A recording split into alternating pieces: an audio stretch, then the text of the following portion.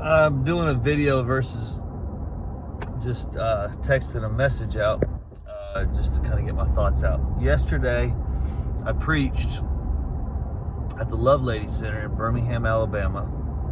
It's a women's home that houses women that have come from some tough backgrounds, drugs and alcohol, etc., and just hungry people for God.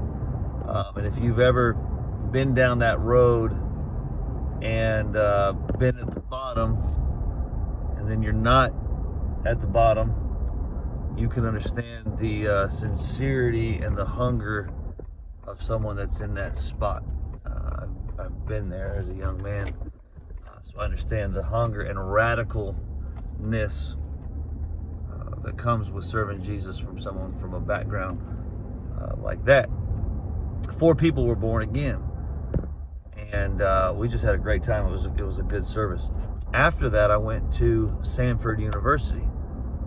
They're having an outpouring of just a time of worship, hungry hearts. Again, mostly college people. There was probably 75 people that were in this chapel.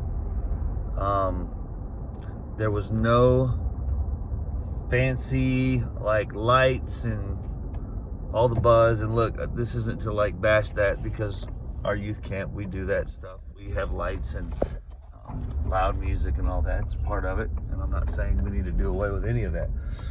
Just this specific meeting there was no like frills, there was no extra, and so it was very simple. There was no overhead screens, there was no guest speaker. It was all just pretty simple, pretty cool. Mostly college people, and they were worshiping God. Somebody was at the piano. I think there was a acoustic guitar and a dude hitting the drums, like a little drum box thing. Not even a full acoustic set, like a drum box that he's hitting with his hand. The acoustics of this chapel were very good for vocals. So you had about 75 people, mostly college students, just worshiping God, and it was awesome. It was just was right. It was just good, and it was just a bunch of hungry hearts. It's been going on for days. Like, they've been worshiping for days.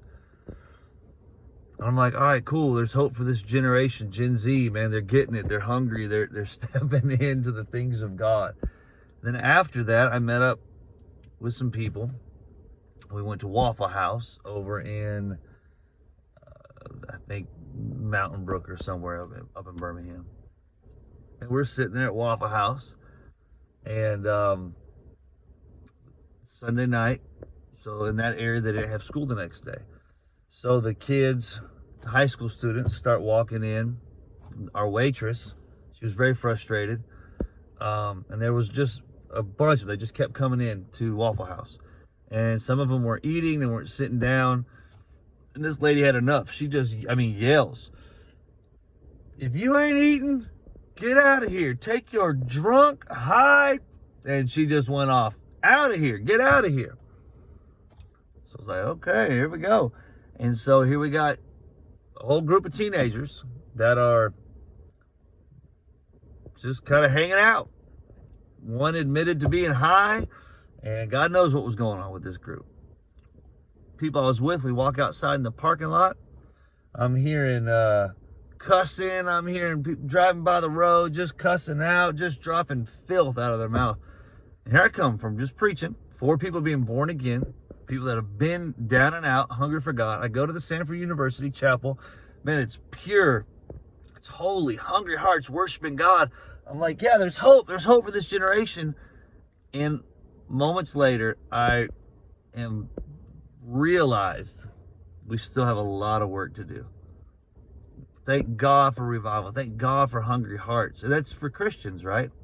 There are a whole bunch of people still out there in the streets that aren't showing up to the chapel services, that aren't showing up to our churches, and they still need an encounter with the Lord Jesus Christ.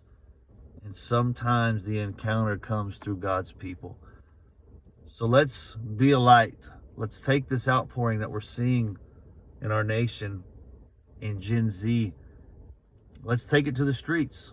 I read or watched the video earlier in Asbury. They're starting to cut back on the scheduling of these services, these outpourings. And life's going to go back to quote unquote normal.